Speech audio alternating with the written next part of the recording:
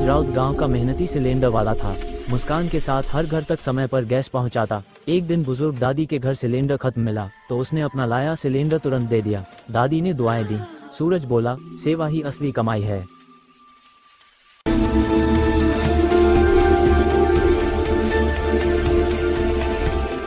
गांव का गरीब किसान रामू अपनी छोटी सी जमीन पर मेहनत करता था।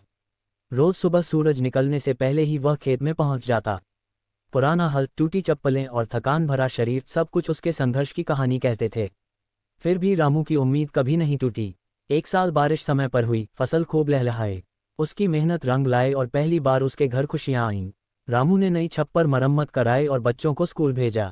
गांव वालों ने कहा, मेहनत का फल मीठा होता है। रामू मुस्कुराया क्योंकि सपने सच होने लगे थे। एक बार की बात है, एक दयालु राजा अपने राज्य के गांवों का हाल जानने निकला। वह भेष बदलकर खेतों और कच्ची गलियों से गुजरा। एक छोटे से गांव में उसने देखा कि लोग मेहनती तो हैं, पर पानी की कमी से परेशान हैं। राजा ने तुरंत आदेश दिया कि गांव में तालाब और कुएं बनवाए जाएं। कुछ ही महीनों में खेत हरे होने लगे और लोग खुशहाल हो गए। जब राजा दोबारा गांव पहुंचा तो लोगों ने उसे पहचान लिया और खुश होकर धन्यवाद दिया। राजा मुस्कुराया, प्रजा की खुशी ही राजा की असली जीत है। जंगल में एक ताकतवर शेर रहता था। वह जंगल का राजा था, पर उसका स्वभाव बहुत घमंडी और कठोर था। कोई भी जानवर उसके सामने आने से डरता था।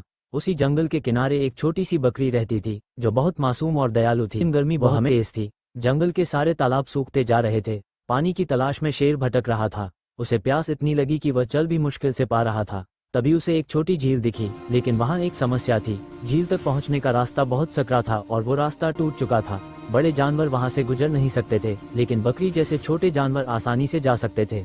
उसी समय बकरी वहां पानी पीने आई। उसने शेर को परेशान हाल में देखा। शेर कमजोर आवाज में बोला, बकरी, मुझे पानी चाहिए, मैं बहुत प्यासा हूँ। बकरी पहले तो डर गई, पर उसने देखा कि शेर सच में परेशानी में है। उसके भीतर दया जागी। उसने सोचा, जो भी हो, किसी की जान बचाना सबसे बड़ा काम है। बकरी ने कुछ टहनियां और पत्थर इकट्ठा करके सकरे रास्ते पर छोटा सा सहारा बनाया ताकि शेर धीरे धीरे झील तक पहुंच सके। बहुत मेहनत के बाद शेर पानी तक पहुंच गया और उसने भरपेट पानी पिया। उसकी जान बच गई। शेर ने पहली बार महसूस किया कि दया ताकत से बड़ी होती है। उसने बकरी से कहा, तुमने मेरी जान बचाई है। आज से मैं जंगल में किसी को भी डराऊंगा नहीं। तुम्हारा एहसान मैं कभी नहीं भूलूंगा। उस दिन से एक छोटे से गांव में जंगल के पास एक टूटा हुआ पुराना कुआं था। रात होते ही वहां से किसी औरत के रोने की आवाज आती थी, इसलिए कोई भी अकेले उधर नहीं जाता था। एक रात अर्जुन खेत से देर से लौट रहा था, तभी उसे उसी कुएं से कराहने की आवाज सुनाई दी। वह टॉर्च लेकर धीरे धीरे पास गया, सोचते हुए कि शायद कोई घायल है। लेकिन जैसे ही वो पहुंचा, हवा अचानक ठंडी हो गई, पेड़ कांपने लगे और उसकी टॉर्च अपने आप बंद हो गई। अंधेरे में उसने सफेद साड़ी वाली एक औरत को कुएं पर झुकी हुई रोते देखा। उसके बाल चेहरे को ढक रहे थे। अर्जुन डर से जम गया।